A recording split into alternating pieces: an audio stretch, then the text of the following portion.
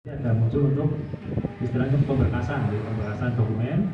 Kemudian nanti ada muncul juga ya sing jenenge ngurus seperti ini nantinya pasti akan sering berhubungan dengan BPN, okay?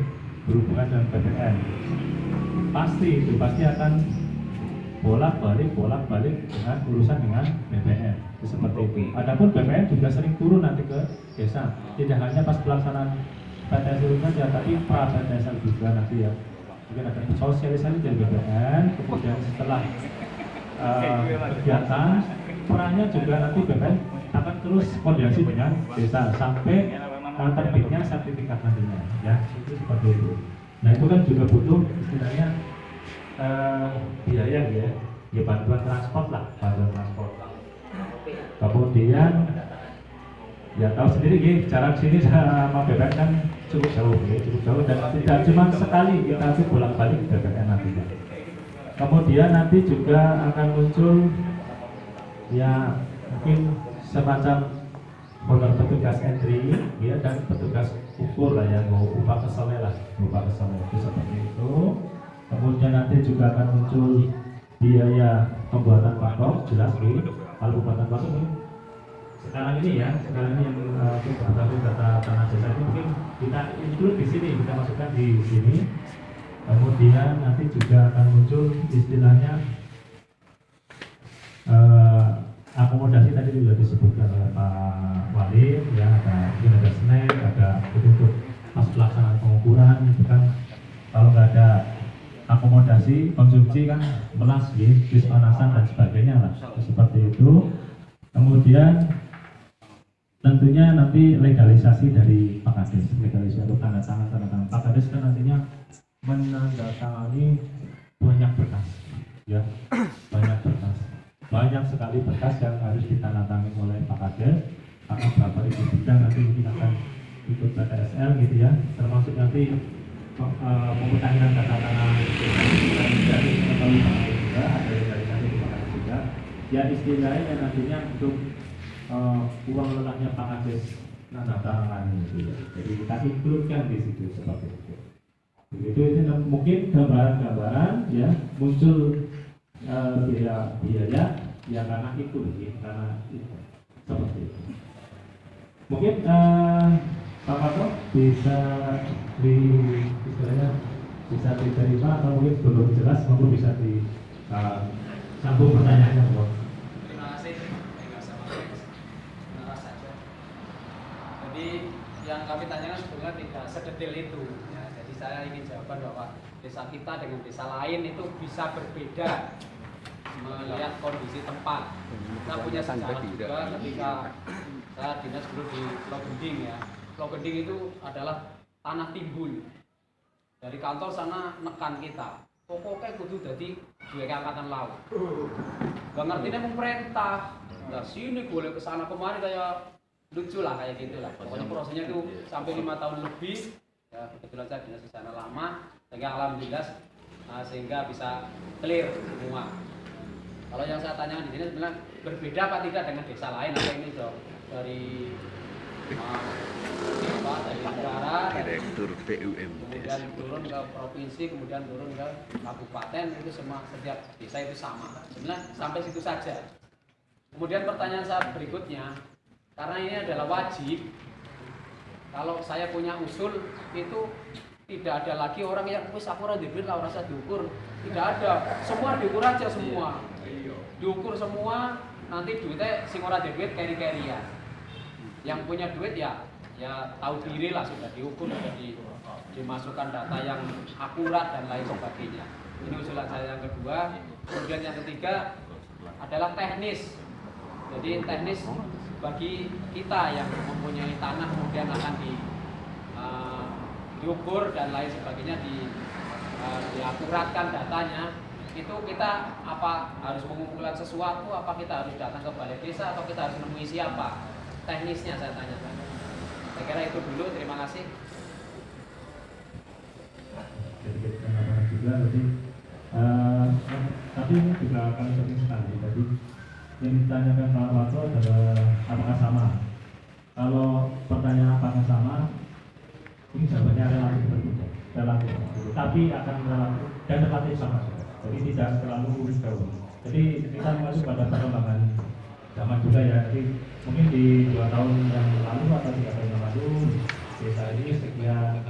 Tapi perkembangan zaman kan nanti akan berbeda juga contohnya. Tapi untuk ukuran ya biaya, besaran biaya ini relatif sama, relatif sama. Seperti itu. Dan peruntukannya juga perlu kami sampaikan, biar tidak ada istilahnya prasangka gitu ya, tidak ada prasangka, maka kami sampaikan juga sedetail-detailnya maka tentang informasi biaya ini, karena biar ya istilahnya gamblang. Karena ini pun nanti diberita acarakan. Ini untuk apa nanti diberita acarakan. Jadi biar apa istilahnya sebagai kekuatan hukum pertanggungjawaban dan kekuatan hukum juga, maka harus diberita acarakan seperti itu. Nathan mungkin mudah-mudahan bisa membantu menjawab pertanyaan dari Bapak Suwarto. Kurang lebihnya mohon maaf nih. Ya mungkin saya menambahkan sedikit Pak Warto. Muncul biaya 500 ini melihat kanan kiri, desa kanan kiri. Sebelah timur kita Pagebukan 500. Sebelah kanan kita juga 500. Kalau misalnya kita 300 sendiri, malah kita yang dibecoin. Atau kita yang lebih tinggi misalnya 600, malah dibecoin nawar saja. Intinya itu. Dan dari 500 tadi yang 350 itu kalau masuk ke BPN, yang 150 itu untuk yang panitia pengukuran desa. Ya akomodasi yang di dalamnya ada patok, ada uang rokok, ada uang konsumsi. Dan yang orang dikonsumsi bukan namiki bisik-bisiknya tambah semeter. Nah, ya belum bayar ora diwai upah. Nah, belum bayar. Tapi 150 itu intinya untuk akomodasi pengukuran panitia desa. Yang 350 itu langsung ke BPN. Artinya itu. Dan persamaan perbedaan antar desa tadi ya, karena samping kanan kiri kita jumlahnya 500. Jadi kita mengikuti saja. Seperti itu, nggih.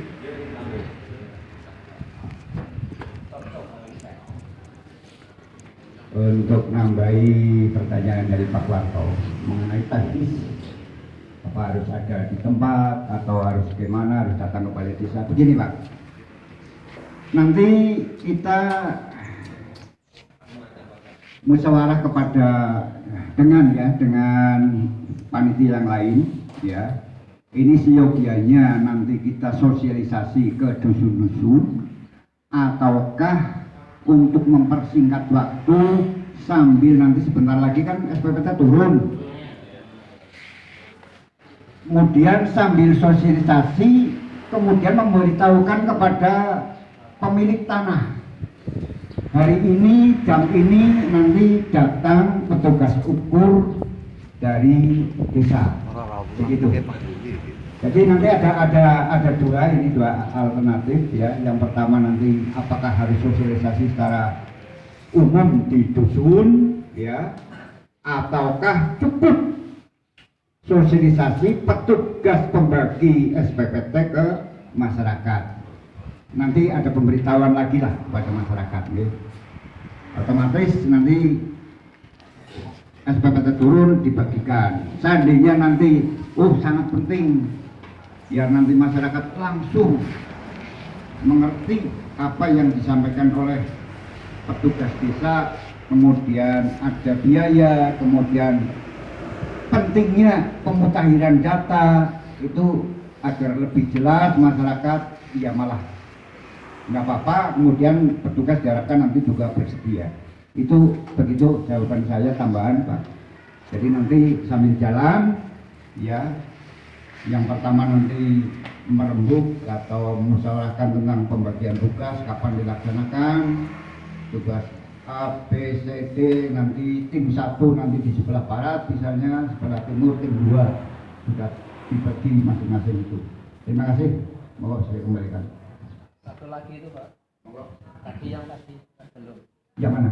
Nggak usah, nggak ada yang nggak punya duit gitu. Oh, iya. Karena ini wajib ya Pak, saya tegaskan sekali lagi ya. sesuai dengan instruksi atau aturan pemerintah ini wajib, karena wajib tidak boleh ditinggalkan, ya, mau tidak mau harus dipatoki, ya, dipatoki, kemudian diukur semua tanah yang ada di wilayah Desa Pabuan Kulon, baik darat maupun sawah, nanti akan diadakan pematokan dan sekaligus pengukuran. Oke, nanti tolong sampaikan kepada warga masyarakat. Untuk kelanjutannya nanti sambil jalan, nanti ada pemberitahuan lebih lanjut untuk sosialisasi ke masyarakat. Kalau memang itu RT-nya, biasanya kan ada ini Pak, ada arisan, ya, ada kegiatan RT, tiap selapanan atau tiap mispain biasanya ada, itu sambil ketok tular kepada warga masyarakat, itu juga lebih bagus. Dan diawali demikian juga lebih baik, ya, membantu kita ini. Orang Bulunga ketua RT ya terlibat di dalamnya, ya, terlibat di dalamnya. Nguricin pegawaian, ya. Makatan.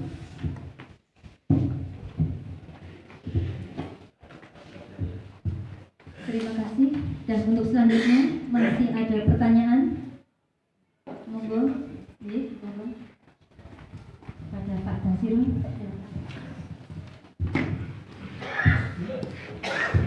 Assalamualaikum warahmatullahi wabarakatuh. Alhamdulillah wasyukurillah menanggapi usulan Pak Warto, saya sangat setuju. Sebenarnya Pak Warto hanya mengingatkan karena Mbok tidak sama dengan desa yang lain, karena ada penambahan 50.000 atau 100.000 sekarang pun jadi masalah. Ya, permasalahan itu saya terima kasih dari Pak Warto. Artinya mengingatkan pola kerja kita agar kita aman-aman saja. Nah, kemudian sedikit menambahkan, barangkali untuk usulan sertifikat yang sekarang dengan yang dulu, waktu yang dulu ramai dulu, saya yakin itu. Nah, kemudian tentang biaya-biaya yang lain, saya percaya dengan manajemen Pak Setjes, saya yakin tepat guna sasaran. Tapi tadi saya percaya dengan Pak Warto hanya mengingatkan bahwa beda 50.000 saja sekarang jadi masalah. Jadi mengingatkan mohon untuk disamakan dengan desa yang lain yang tidak menggejolak. Saya yakin yang memberikan uang 500.000 baik, tapi sudah mikir. Tapi yang lain dari pihak ketiga yang kadang-kadang iseng-iseng ini anggarannya untuk apa. Itu yang sangat terdiri dari Pak Warto. Terus kemudian tentang teknis, itu tentang tanah yang alih fungsi, artinya yang tadinya tanah sawah terus diuruk menjadi tanah darat. Apakah itu masih bisa diajukan sertifikat? Karena kalau pengertian saya dulu itu agak susah, seperti tanah timbul itu ya Pak, itu seperti itu. Dan kemudian kalau bisa menyarankan untuk tanah-tanah milik desa mohon dilibatkan, dimasukkan pada inventaris desa untuk ada kesempatan, iya, untuk sertifikat tanah desa. Saya yakin nanti kemudian itu akan jadi masalah untuk seperti yang sekolah atau dari desa dan lain-lain. Mohon ditertibkan segala inventaris. Hanya itu yang saya sampaikan. Terima kasih. Assalamualaikum warahmatullahi wabarakatuh.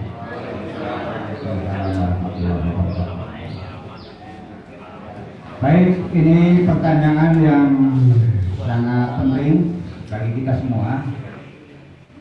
Yang mana Pak Mantan Dasirun itu menanyakan bahwa masyarakat Desa Pabuan Kulon ini ada tanah sawah yang diuruk akhirnya dijadikan tanah darat, malah dihuni atau ditempati didirikan rumah.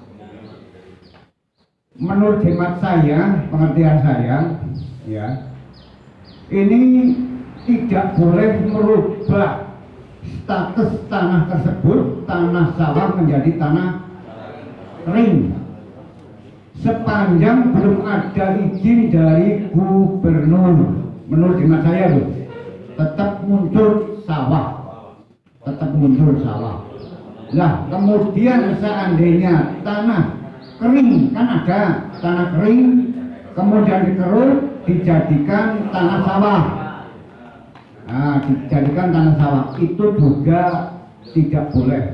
Belum ada aturan yang memperbolehkan untuk mengalihkan status tanah darat menjadi sawah, sawah menjadi tanah darat.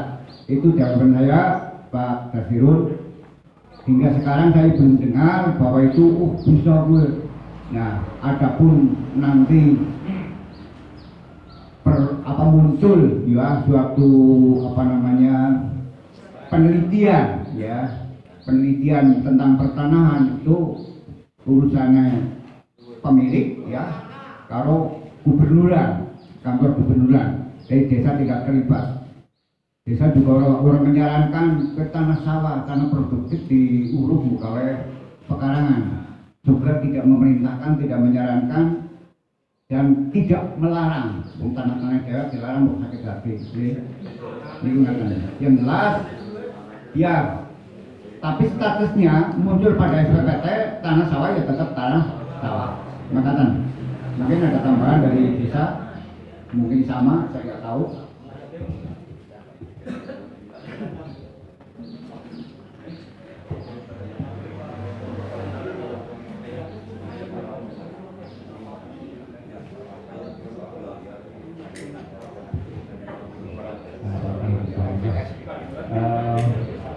Tadi sudah disampaikan oleh Pak Wali juga, sejauh ini juga memang belum ada informasi terkait pengalihan fungsi dari tanah basah ke tanah kering atau tanah kering ke tanah basah. Itu memang belum ada. Sejauh ini kami juga belum mengetahui informasi lebih lanjut, masih sama untuk juga nanti penyertifikatan gitu. Kemudian yang tadi masukan dari Pak Mantan Dasirun, terima kasih sekali sudah diingatkan. Tapi kami juga memang dalam kegiatan PTSL ini itu kami juga dari awal sudah istilahnya berencana dan menyambut baik juga terkait kegiatan PTSL ini yang berhubungannya dengan tanah kas desa. Ya memang kami sesuai dari instruksi dari inspektorat juga bahwa tanah kas desa itu juga harus disertifikatkan, Maka ini peluang bagus bagi desa juga untuk mensertifikatkan tanah kas desanya, yang semuanya nanti akan tersertifikat. Begitu juga memang permintaan dari inventarisir aset desa itu juga ditanyakan juga apakah tanah kas desa sudah tersertifikat atau belum. Memang sejauh ini sampai detik ini tanah kas desa milik Pak Gubernur belum tersertifikat. Maka betul sekali ini adalah peluang yang bagus untuk desa, pemerintah desa untuk mensertifikatkan tanah-tanah kas desanya. Seperti itu. Terima kasih Pak Gubernur sudah diingatkan juga. Selamat Pak Kades. Ini ada pertanyaan juga dari masyarakat lewat Pak Kadus Widodo. Warga masyarakat ini mempunyai satu bidang tanah, tapi namanya 2 orang. Apakah bisa disertifikatkan? Begini Pak, jawabannya. Kalau itu berbunyi CS, ya, CS berarti milik bersama, bisa disertifikatkan dengan catatan 2 fotokopi KTP harus dilampirkan, ya, berbunyi CS, dan juga ada kesepakatan, ya, juga ada pernyataan kesepakatan bahwa tanah tersebut blok sekian, luasnya sekian, diatasnamakan misalnya Parjo CS Sapa, itu bisa Pak, menurut saya bisa. Itu dan saya sering menjumpai CS. Nah, kendalanya ya, seandainya dijual yang tanda tangan hanya 1 orang, kemudian untuk mengajukan ke jaminan bank itu harus dua-duanya tanda tangan, tidak boleh hanya 1 pihak. Masalahnya Pak, untuk korek story kita siji kapinggan. Iya, jelas ya? Nggak mawon. bisa diajukan, berbunyi CS siapa. Monggo.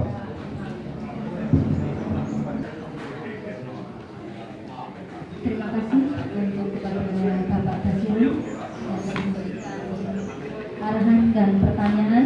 Dan untuk selanjutnya kami berikan lagi kepada peserta rapat. Apabila masih ada pertanyaan, silakan. Ojek, monggo. Mewakili dari peserta Terima kasih, rapat. ini saya berdiri kesekian kalinya.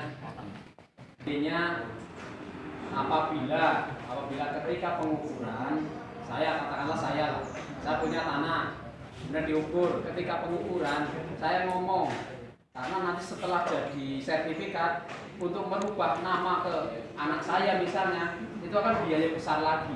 Nah, ketika pengukuran ini itu yang tadinya misalnya nama saya, kemudian saya limpahkan ke anak saya misalnya, yang demikian diperbolehkan apa tidak, diizinkan apa tidak. Kalau diperbolehkan, apakah ada biaya tambahan dan lain-lain. Terima kasih. Untuk pertanyaan dari Pak Warto. Terima kasih Pak. Boleh. Kalau itu masalah pemindahan, Pak, itu pasti ada biayanya. Pasti ada. Walaupun itu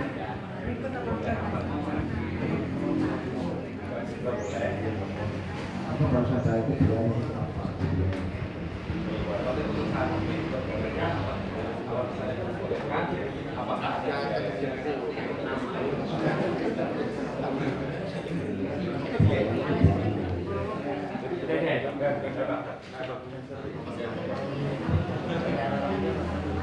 Ini ada tambahan lagi Pak. Untuk TTSL ya, semuanya walaupun yang sudah bersertifikat maupun yang belum itu tetap dipatoki dan diukur. Tapi yang sudah bersertifikat tidak wajib diajukan sertifikat lagi. Nanti ganda double nggak boleh. Nah, kemudian gini Pak, menjawab pertanyaan Pak Warto, ya ada yang tanya tentang apakah bisa langsung ke anak, ya seandainya nanti sudah jadi sertifikat, kemudian dimutasi lagi, pindah tangan, mesti ada tambahan biaya lagi, itu otomatis. Kalau sudah berbunyi, misalnya bapaknya ketinggalan atau sudah selang waktu, kemudian kepengen awet karena anaknya, itu tetap biaya. Kalau kesemuanya itu berarti full kesemuanya, tapi kalau hanya sebagian itu ada pengukuran pemecahan. Tuh. Nah kemudian, nah ini jadi bahan pertanyaan memang. Semua tanah itu untuk saat ini belum tentu tanahnya miliknya masing-masing. Kadang-kadang anaknya kepengen, ramane kepengen awet ngaring anaknya, mengko dionekna anaknya kan gitu. Nah kemudian dia diajukan sertifikat. Nah ini mutasinya karena SPK-nya berbunyi orang tua, kemudian pindah anak, ini urusan desa. Saya tidak mencampuri hal itu, monggo silahkan dijawab. Okay. Orang tua punya tanah, kemudian kepingin awet dionekna anaknya pada saat pengukuran PTSL. Nah, ini ada biaya tersendiri apa? Sudah berikut yang 500. Monggo dijawab. Ya itu. Iya. Orang laku itu. Coba menjawab ya, coba menjawab. Yang pertama,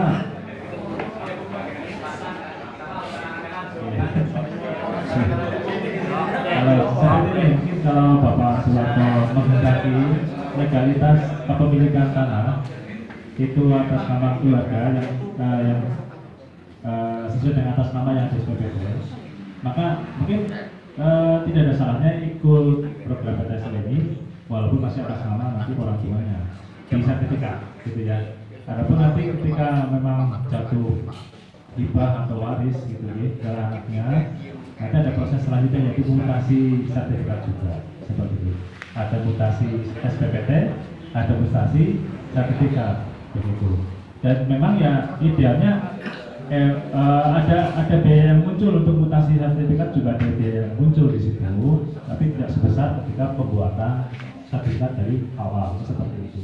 Jadi gambaran ini juga gambaran analisa loh ya, tapi kalau misalkan memang istilahnya butuh jawaban yang meyakinkan, saat ini kami belum bisa menjawab dengan gamblang gitu ya. Tapi gambarannya seperti itu Pak Suharto. Jadi mungkin anjuran kami ketika memang atas nama orang tua, masih atas nama orang tua, disertifikatkan saja, karena itu juga misalnya legalitas kepemilikan gitu ya. Kalau sertifikat masih lemah ya, ada legalitas kepemilikan dengan sertifikat. Nah, ketika nanti sudah memang atas nama orang tua, bersertifikat atas nama orang tua, kemudian nanti di kemudian hari satu hibah atau dihibahkan oleh kepada anaknya, maka ya nanti ada proses mutasi sertifikat juga Pak. Ya. Jadi balik nama sertifikat juga ada, proses itu ada. Dan itu memang ya muncul dulu. Bukan tidak besar sebesar tunggakan yang memang diajukan pribadi gitu ya. Kemudian mensertifikatkan itu memang biaya yang muncul. Untuk lebih jelasnya, Wis rampung. tanah tersebut atas nama Suharto, ya. Kemudian berhubung ini ada pendaftaran dan pemutakhiran data tanah, ini kan kesempatan masyarakat. Yang dimaksud perpindahan tangan dari Suharto kemudian ke anaknya, kemudian diajukan sertifikat. Nah, yang ditanyakan ini perpindahannya, Pak. Iya. Perpindahannya. Nah, ada biayanya apa enggak? Begini, Pak. Aturan sekarang kalau dengar di radio, di TV, desa kan sudah dibantu banyak oleh pemerintah. Ya. Segala urusan itu kecuali yang menyangkut yang lain, ada ketentuan yang lain, misalnya ada nikah, ada biayanya tersendiri, itu diharapkan memang gratis, ya, diharapkan gratis. Adapun desa Pakubuhan Kulon ada kebijakan lain saya nggak tahu, termasuk pengurusan surat-surat dan lain sebagainya, itu memang dari pemerintah pusat ke bawah itu digratiskan, ya, digratiskan. Nah, adapun ada ketentuan lain saya nggak tahu. Nah, ini yang ditanyakan oleh Pak Suharto, perpindahan SPPT. Pertama SPPT lahir, otomatis walaupun muncul nanti sertifikat kan lama 4 bulan lah ya, 4 bulan. Nah, kemudian muncul SPPT untuk tahun yang akan datang. Ini ada biayanya apa tidak yang dimaksud oleh Pak Suharto? Itu Pak Katu.